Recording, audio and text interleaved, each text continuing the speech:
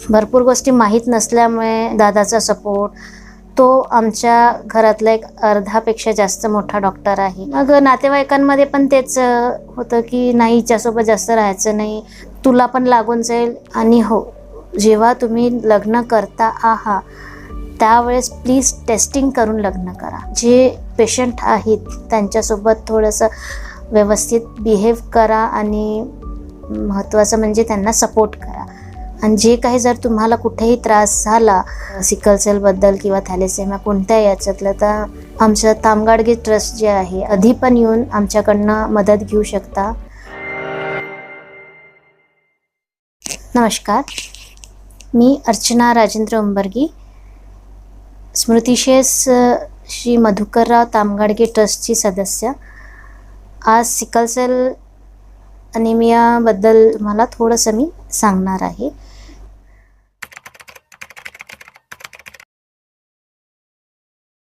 जब हम सिकंदराबाद में थे उस समय मैं 8 या 9 साल की उम्र होगी मेरी. उस समय पेन तो बहुत रहता था बॉडी में, तो पता नहीं चल रहा था कि क्या है. मगर तब वहाँ पे फिर डायग्नोज वगैरह किया डॉक्टर्स लोगों ने, बहुत सारे टेस्टिंग वगैरह करने के बाद तब पता चला कि इस तकलीफ़ को सिकल सेल का नाम दिया है करके. फिर उसके बाद फिर पुणे में भी आने के बाद और फिर से टेस्टिंग वगैरह होने के बाद तब तो फिर क्लियर हो गया कि इसे सिकल सेल एनीमिया कहते हैं.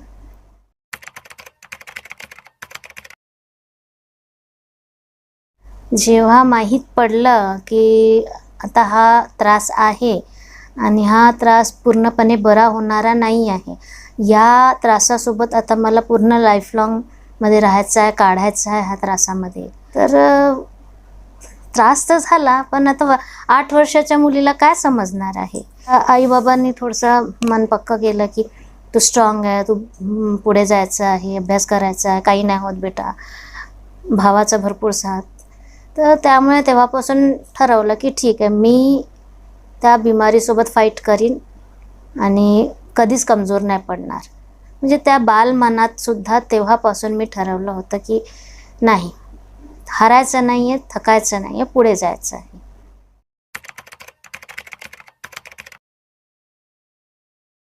हो, माझ्या काकांना होता, सख्या काकांना. त्यांना पेनचा खूप त्रास होता, खूपच जास्त पेन राहायचं त्यांना. ते वयाच्या 35व्या वर्षी पण त्यांना बरोबर ट्रीटमेंट नाही मिळाल्यामुळे ते गेले.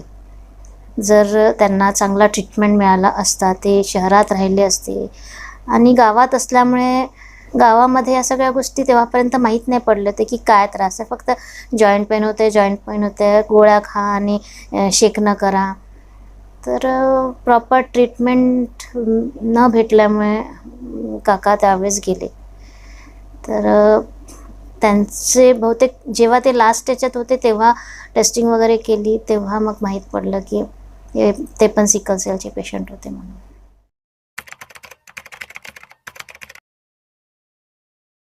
खूप जास्त होतो, इफेक्ट तर होतो डे टू डे लाईफमध्ये, रोजच्या ह्याच्यात. कारण इझी नाही राहत नॉर्मल लोकांचं सारखं सर्वाईव्ह करणं. आमच्या पेशंट लोकांना सकाळी उठलं तर मॉर्निंग सिकनेस आहे, लगेच ॲक्टिव्ह नाही होऊ शकत. सकाळी उठल्याबरोबर गोळ्या सुरू होऊन जातात. कधी कधी काही कुठलंही दुखणं सुरू होऊन जाते, कधी ब्रिदिंग प्रॉब्लेम सुरू होऊन जाते. फक्त एवढंच आहे की स्वतःला स्वतःच्या बॉडीकडे आणि पूर्ण आपल्या बॉडीच्या सिस्टममध्ये आपल्याला लक्ष द्यायचं असते. एवढं आहे की इम्पॉसिबल नाही आहे. आपण स्वतःकडे लक्ष दिलं, प्रॉपर मेडिसिन वगैरे घेतली तर व्यवस्थित आपण नॉर्मल लोकांसारखं राहू शकतो. पण तेच आहे की थोडं जास्त स्वतःकडे लक्ष द्यायचं असते. दुसऱ्या लोकांसारखं एकदम बिंदास कुठे पण जाणं येणं आणि जास्त एक्झर्शन वगैरे नाही करू शकत.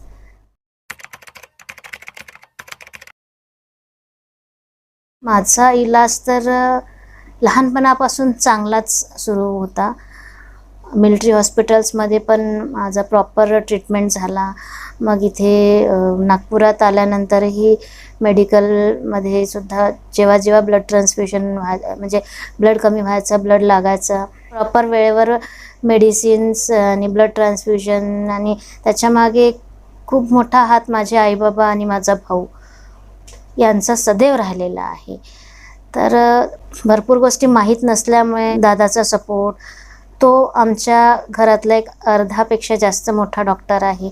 जेव्हापासून समज आली तर त्यांनी भरपूर अभ्यास केला. तो सगळ्याच्यात गाईड करायचा.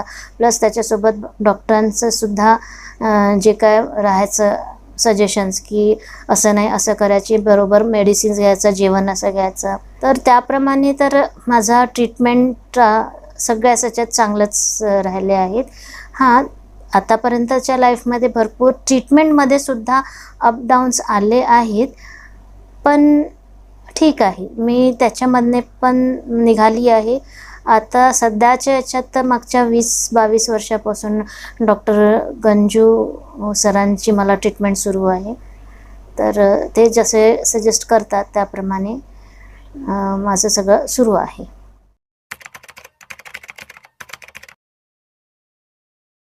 हो, माझं नेहमीसाठीच औषध आहे. माझं आहे आणि मी हेही म्हणू शकेन की सिकल सेलवाल्या पेशंटनी जर तुम्हाला व्यवस्थित जगायचं आहे तर व्यवस्थित जेवण आणि त्याच्यासोबतच आपल्या मेडिसिन्स हे घेणं तर खूपच जास्त आवश्यक आहे.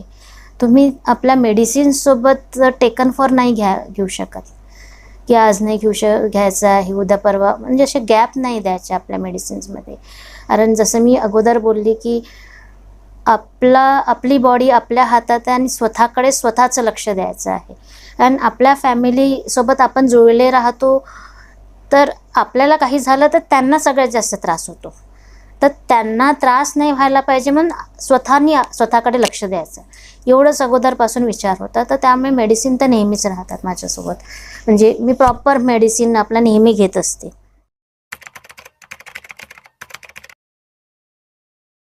हो, झाला तर आहे. भेदभाव शाळेत असताना झाला आहे, कॉलेजमध्ये पण असताना झालेला आहे, नातेवाईकांमध्ये सुद्धा झाला आहे. कारण आता थोडंसं अवेअरनेस होत आहे, पण 90sमध्ये अगोदर माहीत नव्हतं. तर सगळ्यांना एकतर तेच वाटायचं की ही खूप खराब बिमारी आहे आणि बहुधा लोकांना तेच वाटायचं की एकमेकांसोबत लागून जाईल. पण मी आता तर सगळ्यांना समजून आलेलं आहे की ही बिमारी लागणारी नाही आहे.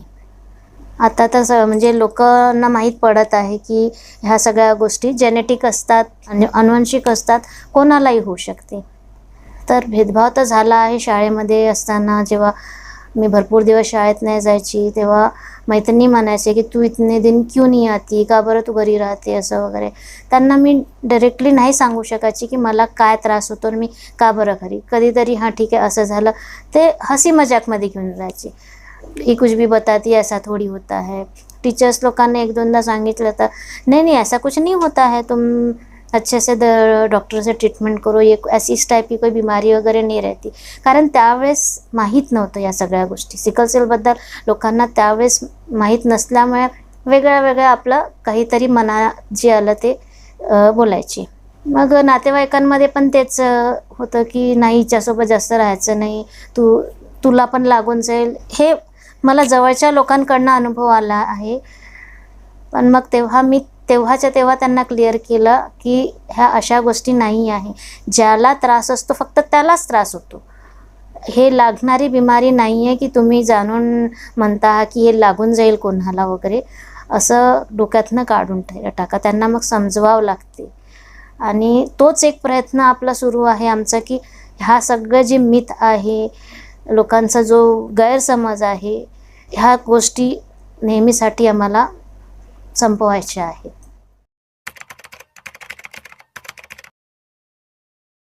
नोकरीत तर नाही झाला आहे. कधी कधी पण वाटते की कोणी थोडं सिंपती देतात, पण ती सिंपती मला माहीत नाही कधी आवडली नाही. मी शब्दात नाही सांगू शकत.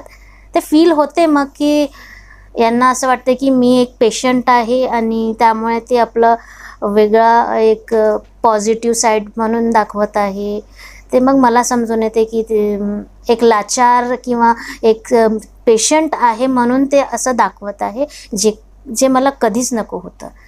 आणि आहे पण नाही पाहिजे राहत. आम्हा लोकांना पण सिम्पथी की खूप मोठी बिमारी म्हणजे खूप अशी नाही आहे की आम्ही बरे नाही होऊ शकत, की आम्ही दुसऱ्या याच्यामध्ये सर्वाईव्ह नाही करू शकत. पण आहे अजूनही की जेव्हा आपण फ्रेंड्स, रिलेटिव्स आणि नोकरीमध्ये वगैरे जात असतो तर लोकांचा थोडा दृष्टिकोन पाहायचा चेंज होत असतो.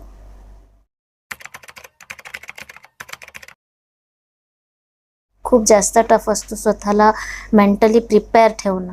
कारण एक फिजिकल बॉडीमध्ये इतकं भयानक त्रास असल्यावरती आपण मेंटली तर डिस्टर्ब राहणारच आहोत. पण त्याच्यासोबत ते जे बॅलन्स करणं आहे, त्याला बॅलन्स करणं म्हणजे मग माझी आवड सगळ्यात जास्त संगीत. म्हणजे गाणे ऐकणं, गाणे गाणं, त्याच्यासोबत मग बुक्स रीडिंग. मूड माझा डायव्हर्ट करत असते की नाही, मला आता मी डिस्टर्ब आहे तर शॉपिंग करणं, प्लस फिरायला जाणं, आवडतं जेवण करणं आणि आवडणाऱ्या व्यक्तीसोबत मनसोक्त गप्पा मारणं. मी प्रयत्न करते की मी मेंटली जास्त फ्री राहायला पाहिजे, तेव्हा कुठे मी फिजिकली जास्त व्यवस्थित समोर जाऊ शकेन.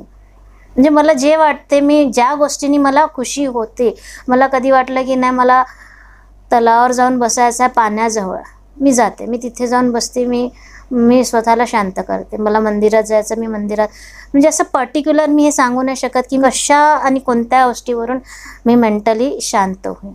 नाही तर मग मी स्वतःलाच बस मेडिटेशन करते, जे काहीच नाही झालं तर, आणि स्वतःला शांत करते. मग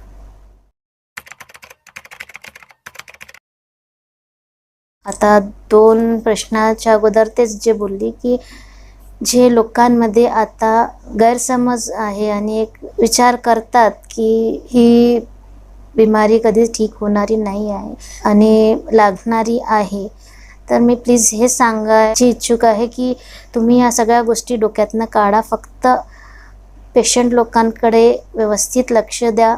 आणि हो, जेव्हा तुम्ही लग्न करता आहात त्यावेळेस प्लीज टेस्टिंग करून लग्न करा. आणि जर प्रेग्नन्सी पण राहत आहे त्यावेळेसही टेस्टिंग करणं खूप जास्त गरजेचं आहे, जेणेकरून समोरची येणारी जी पिढी आहे, तुमचा जो बाळ राहील तो हेल्दी राहील आणि त्याला या सगळ्या गोष्टीचा अजिबात त्रास होणार नाही. फक्त थोडंसं डोळे खोलून सगळ्या गोष्टी, थोडंसं जर आपल्याला आहे ही बिमारी तर सगळ्या गोष्टी परिपूर्ण डॉक्टरांसोबत सल्ला घेऊन, 1-2 लोकांसोबत बोलून, NGOमध्ये वगैरे जाऊन तुम्ही स्वतःच्या मनातले जे काही शंका आहे ते सगळं दूर करा. जे पेशंट आहेत त्यांच्यासोबत थोडंसं व्यवस्थित बिहेव करा आणि महत्त्वाचं म्हणजे त्यांना सपोर्ट करा. फिजिकली नाही बट मेंटली खूप जास्त इफेक्ट पडतो. मेंटलीच त्यांना जास्त सपोर्ट पाहिजे असतो.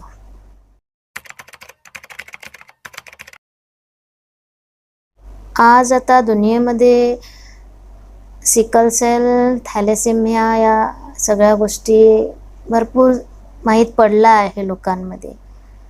सगळ्यात जास्त आपल्या भारतामध्ये जे काही छत्तीसगड आणि थोडंसं बॅकवर्ड क्लासच्या एरियामध्ये आहेत त्यांना अजिबात माहीत नाही. तर ते फक्त हे दुखणं, ते दुखणं, अंगावर ताप काढणं, ह्या सगळ्या गोष्टी घेऊन घरात न बसता लगेच दवाखान्यात जा, तुमचे ट्रीटमेंट करा. डॉक्टर्स लोक जे काही बोलतात त्यांच्याप्रमाणे तुम्ही आपला इलाज सुरू करा आणि स्वतःकडे लक्ष द्या. आणि जे मी अगोदर बोलली की लग्नाच्या वेळेस सगळे टेस्टिंग करून लग्न करा, पण अवेअर राहा, प्रॉपर मेडिसिन घ्या. आणि जे काही जर तुम्हाला कुठेही त्रास झाला सिकल सेलबद्दल किंवा थॅलेसेमिया कोणत्या याच्यातलं, तर आमच्या तामगाडगे ट्रस्ट जे आहे कधी पण येऊन आमच्याकडनं मदत घेऊ शकता. तुम्ही जर इलाज करण्यासाठी सक्षम नसाल तर आमच्या ट्रस्टतर्फे औषधी, गोळ्या, टेस्टिंग ह्या सगळ्या गोष्टीसुद्धा होत असते. त्याच्याचबरोबर हेच अखेरला सांगणं आहे की खचून जाऊ नका. फाईट करायचं आहे तर बस फाईट करा, एवढंच बोलणं आहे. थँक्यू.